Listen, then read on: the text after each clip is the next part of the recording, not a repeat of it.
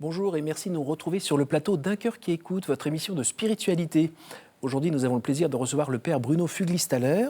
Bonjour père, merci d'être venu de votre Suisse natale. Bonjour.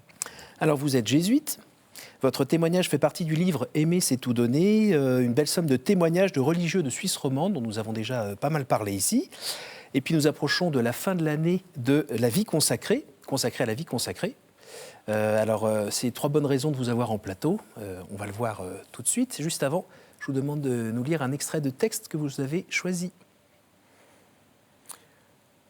Celui qui donne les exercices à un autre doit raconter fidèlement l'histoire de cette contemplation ou de cette méditation en ne parcourant les points que par une brève ou sommaire explication. Car celui qui contemple part de ce qui est le fondement de l'histoire, la parcourt, la réfléchit par lui-même et trouve quelque chose qui lui explique et lui fasse sentir un peu mieux l'histoire.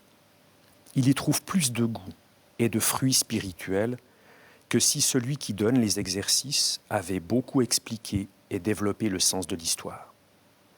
Car ce n'est pas d'en savoir beaucoup qui rassasie et satisfait l'âme, mais de sentir et goûter les choses intérieurement. C'est la deuxième remarque que Ignace met au tout début du livre des exercices. Et je l'ai compris beaucoup plus tard, en fait. Parce que pendant longtemps, quand on m'a demandé, étant enfant, ce que j'avais envie de faire, je disais que c'était l'époque de la conquête de l'espace. Je pensais cosmonaute ou moine. Alors mes parents étaient un peu surpris. Cosmonaute, ça pouvait être compréhensible vu le contexte. Moine, un peu moins, parce qu'on n'avait pas de moine dans la famille. Je ne sais pas, c'était là et très fort. Mais j'avais une idée aussi d'être moine, c'était pas simplement moine, c'était carrément la totale. Je pensais avoir une vocation de chartreux. Et vraiment, pendant de nombreuses années, j'ai évolué dans ce but-là, refusant d'apprendre à conduire, me disant que de toute façon, ça ne servirait à rien, puisque je serais en chartreuse, etc. Et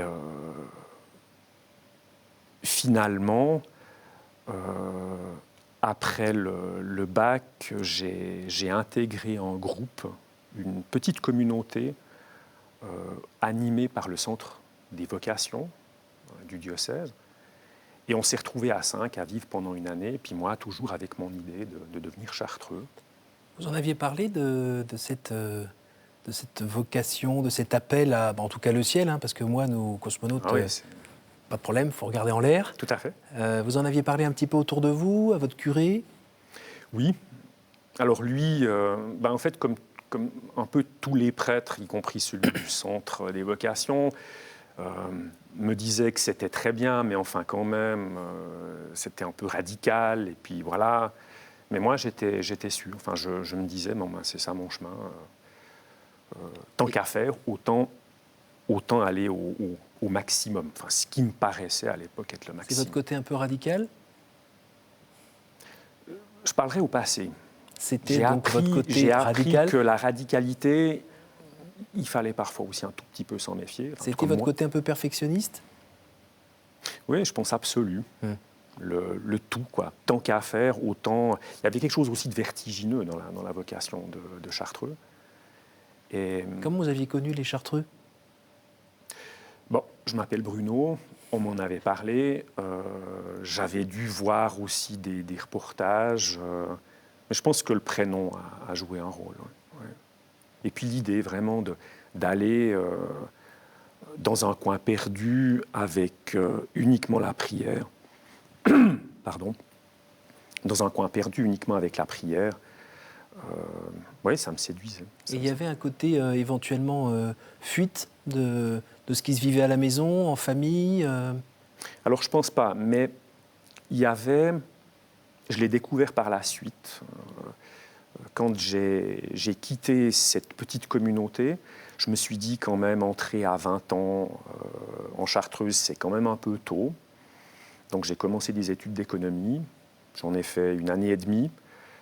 Et puis j'ai senti qu'il fallait faire le choix. Alors là, de nouveau, Dieu ou l'argent. C'est un peu ça. Et donc j'ai choisi Dieu. Et comme j'ai interrompu ces études au milieu d'une année, j'avais 3-4 mois devant moi. Et là, j'ai écrit à la chartreuse de Laval-Sainte en leur disant, voilà, moi, je pense avoir une vocation, j'aimerais passer quelques temps chez vous pour voir, puis ensuite, je commencerai mes études de théologie, et puis je vous rejoindrai après. J'ai reçu une lettre par retour de courrier du prieur de Laval-Sainte qui m'a dit en substance, chez nous, on n'entre qu'une fois, puis on n'en sort pas les pieds en avant. Vous avez une merveilleuse vocation diocésaine, voilà. Et du coup... Pour lui, c'était juste le fait de se poser la question, est-ce que c'est ça ou pas ça, qui montrait que c'était pas chez les Chartreux Oui, je pense qu'il est radical, oui. quoi, je veux dire, Oui. on y va. Et du coup, j'ai pris contact avec le monastère de Haute-Rive, les cisterciens, qui eux m'ont accueilli, voilà, tout près de Fribourg, et qui m'ont accueilli pendant quelques mois. Et là, j'ai commencé à découvrir que, vous parliez de fuite tout à l'heure, j'ai surtout découvert que dans la vie contemplative, le monde, on le porte en soi. Et il est extérieur, c'est vrai, mais c'est d'abord en nous-mêmes qu'on l'a. Donc plutôt le côté tribulation, combat spirituel, de cet ordre-là ? Disons, de découvrir que peut-être mon intention de devenir contemplatif est peut-être pas aussi désintéressée que ça. Qu'il y avait quelque chose de l'ordre... de la fuite, ou en tout cas que si je persévérais sur cette voie-là, probablement, c'était pas pour les bonnes raisons. Il n'était pas sûr que Dieu m'appelle à ça. Je me sentais appelé à suivre le Christ, à lui donner ma vie, mais que c'était peut-être pas comme ça. Alors je suis entré au séminaire et j'ai fait mes études comme séminariste pour le diocèse. Au fur et à mesure des étapes dans la vie de séminariste, c'est-à-dire j'ai vu des camarades qui ont été ordonnés, qui m'ont un peu raconté comment était leur vie de prêtre de paroisse. Je découvrais que moi, ce n'était pas tout à fait ça que j'avais envie de vivre. Mais en même temps que le Christ, c'était ma vie, c'était le plus important. Donc j'étais dans une espèce de... L'évêque me proposait d'aller jusqu'à l'ordination, de lui donner 2 ans, et puis de partir. Mais moi, l'ordination en elle-même n'était pas un but. Je pouvais aussi bien suivre le Christ en étant, j'allais le suivre tout aussi radicalement, en étant marié, en étant religieux, non prêtre. Donc, face à ces questionnements, mon accompagnateur spirituel, le supérieur du séminaire, m'ont dit, dans des cas comme ça, il faut aller voir les jésuites. Et j'ai été envoyé à Toulouse faire une retraite. Là, vous avez quel âge à peu près ? Là, j'ai 25. Et le père qui m'accompagne, c'était le père Altabegoiti, m'a dit très très vite dans cette retraite, je lui ai un peu raconté... Donc c'était la fameuse retraite cistercienne de... Non. Ça c'est quelques années plus tard. D'accord. C'est la retraite avec les jésuites. D'accord. À Toulouse. Et là, le père, je lui raconte un peu ce que je vous dis là, quoi. Peut-être avec un peu plus de dramaturgie, parce que quand même, les questions, elles étaient importantes, et puis il fallait prendre des décisions. Et il me dit, il y a une règle qui, en matière de vie spirituelle, ne souffre aucune exception. Je vais te voir tous les jours, je vais te proposer des textes, on va en parler, mais si ce que je te propose ne te convient pas, tu ne le fais pas, mais on en parle. Et là, je sais pas, le ciel s'est ouvert. Je me suis dit, si être jésuite, c'est aider des gens à vraiment trouver leur chemin avec Dieu, ça m'intéresse. Et en fait, voilà, c'est là que la vocation, je pense, est née. Et justement, ça revient sur cette dernière phrase que je citais au début. C'est pas de savoir et de connaître beaucoup de choses. J'avais fait des années de théologie avec les dominicains, ce qui était passionnant. Mais ce n'est pas ça, ce n'est pas le savoir, ce n'est pas la connaissance qui rassasie et satisfait l'âme, mais c'est de sentir et goûter les choses intérieurement. Et je sentais que là, dans cette envie d'aider les âmes, c'était là qu'était mon chemin. Donc c'est aussi la figure de ce jésuite qui a permis d'incarner un petit peu ce qui se Alors, passait. ce qui est intéressant, c'est que je l'ai vu quelques années plus tard. Et il venait donner des retraites dans le centre spirituel où moi-même je travaillais. Et je le lui ai dit, que ça avait eu une énorme importance. Je pense très franchement qu'il ne s'en souvenait pas. Et je me suis dit, c'est ça qui est bien. Il a vraiment fait son travail. Il a laissé Dieu, le Créateur, avec sa créature. Et c'est ça. Donc, sa parole a été déterminante parce qu'il a finalement mis des mots et il m'a permis de mettre des mots sur ce que je vivais. Et c'est comme ça que j'ai pu trouver mon chemin. Et vous êtes donc devenu jésuite. Alors, je suis entré au noviciat, oui, j'ai fait un peu en me disant, parce que j'avais pensé devenir chartreux, j'étais entré au séminaire, puis je ne devenais pas prêtre diocésain. Donc, le soir de la première rencontre au noviciat, quand on s'est retrouvés, les novices de première année, le maître des novices nous demande ce qu'on attend de ces 2 prochaines années. Puis je dis, moi j'essaie de savoir, j'espère que je trouverai si c'est vraiment ma voie, mais peut-être que je partirai demain. Il n'a pas franchement apprécié, mais c'est effectivement là que, je dirais, le chemin s'est confirmé. Il y a eu encore beaucoup de questions. Pendant le noviciat, on fait une fois la retraite de 30 jours, donc les exercices spirituels chimiquement purs. Et là, des questions sont revenues. La question être jésuite, parce qu'il y a tout un imaginaire par rapport aux jésuites. Est-ce que j'en serais capable? Est-ce que je suis assez intelligent? Et puis la mission, partir en mission? Oui, mais ça, c'était... Ça, oui. Enfin, j'étais plutôt...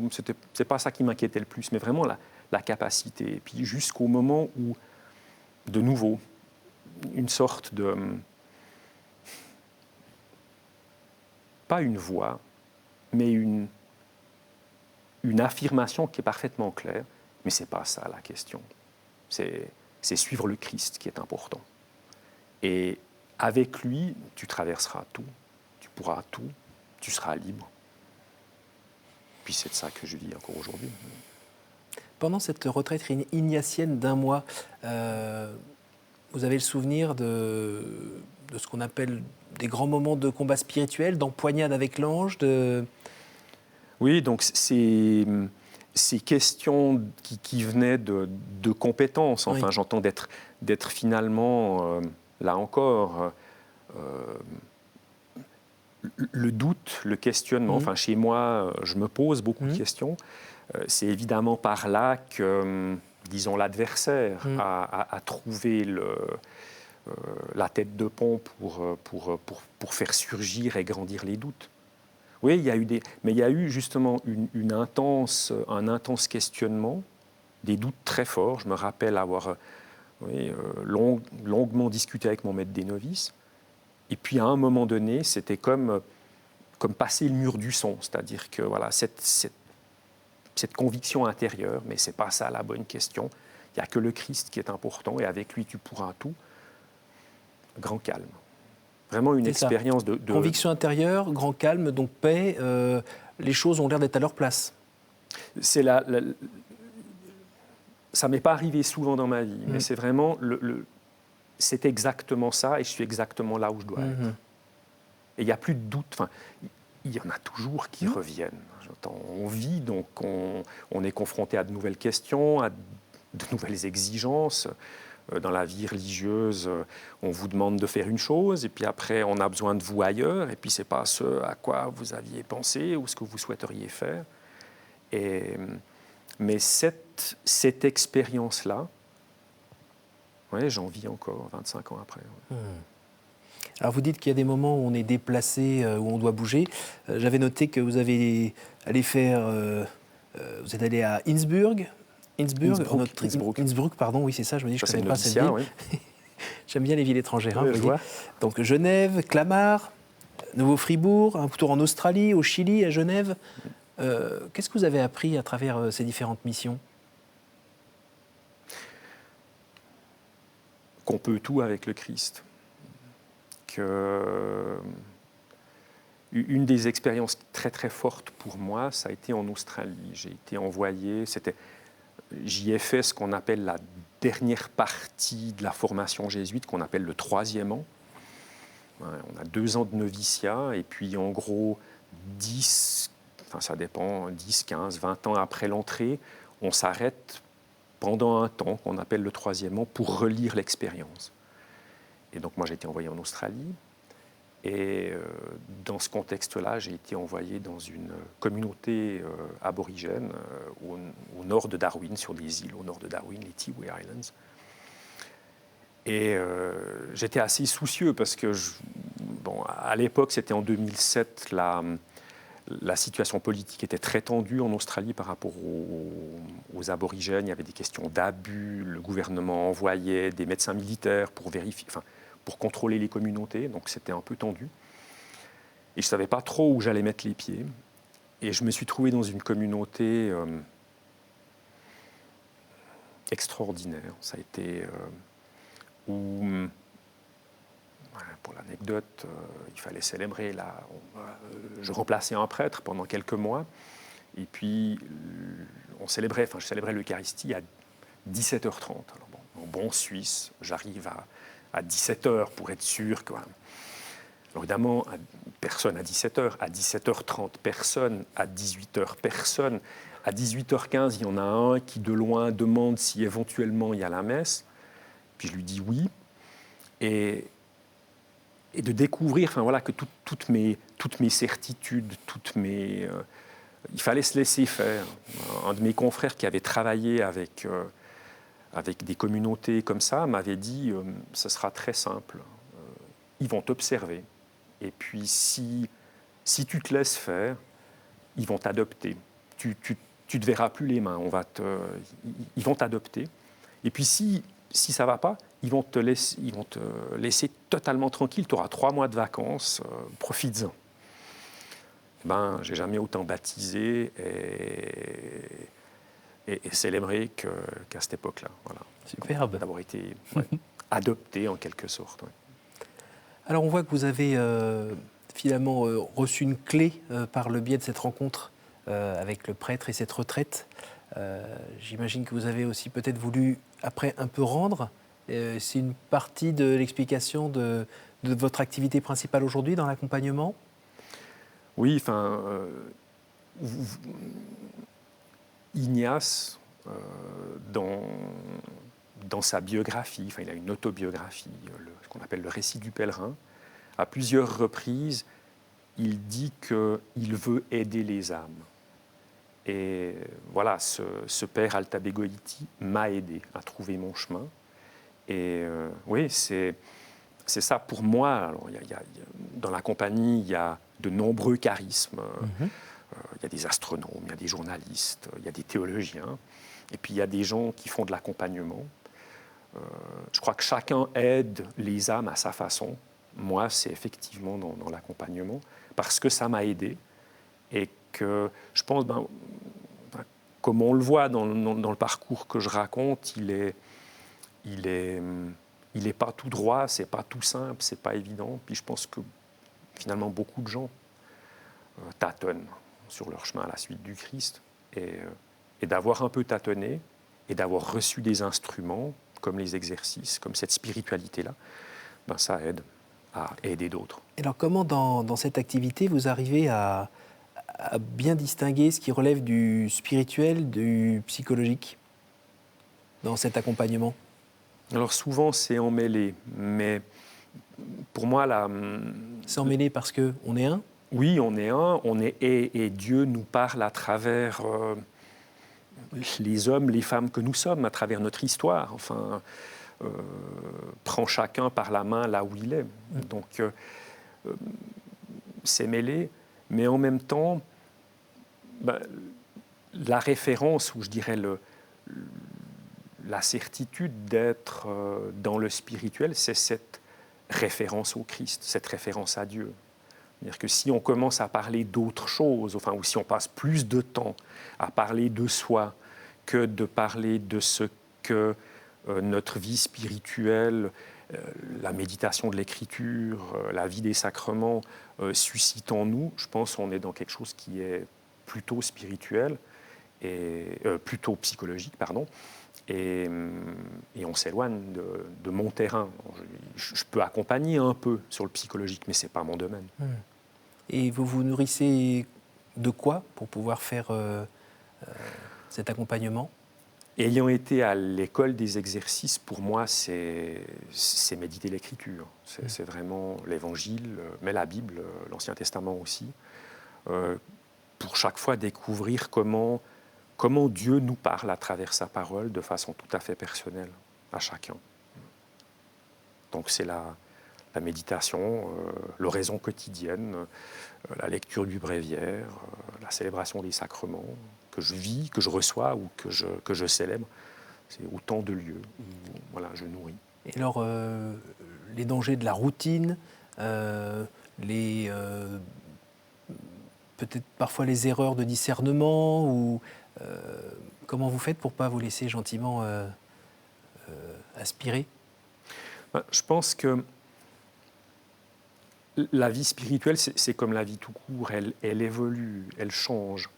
Je n'ai pas toujours prié en revenant à l'écriture. J'ai par certains moments beaucoup utilisé la prière du cœur. Donc une fois dans un accompagnement, j'accompagnais une costumière de théâtre. Et puis elle me disait, et on arrivait à la conclusion qu'une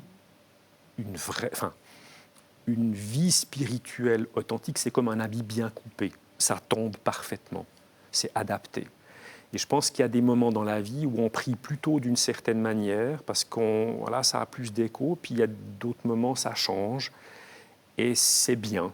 Il faut être attentif toujours à, finalement, où est le goût, qu'est-ce qui rassasie et satisfait l'âme. Et là, si on colle à ça, je pense, en cherchant toujours Jésus-Christ, on ne fait pas fausse route. Et en un mot, qui est Jésus aujourd'hui pour vous ?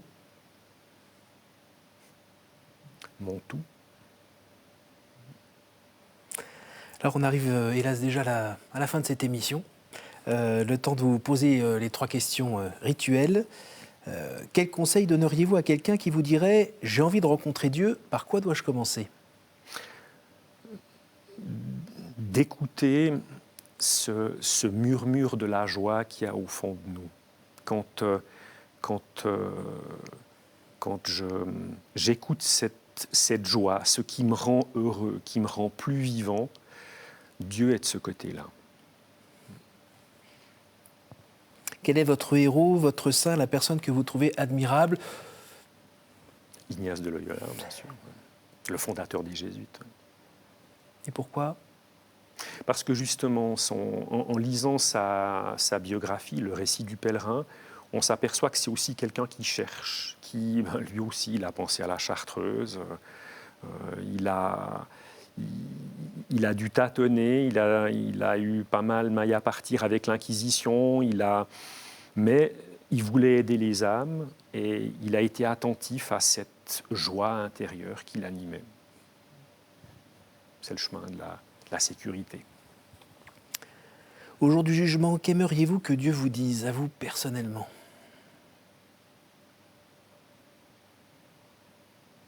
J'aimerais qu'il me dise que j'ai aidé quelques personnes à le rencontrer. Merci beaucoup, Père. Merci d'être venu de Suisse pour nous partager ce témoignage, ce qui vous fait vivre, en fait. Je rappelle que ce témoignage, une partie de ce témoignage se trouve dans le livre « Aimer, c'est tout donner », préfacé et promu par un autre jésuite, le pape François. Ceux qui veulent revoir nos émissions, évidemment, peuvent le faire. Alors, les voir, les revoir, les partager grâce à notre site www.ktotv.com. Merci à vous tous pour votre fidélité. À la semaine prochaine.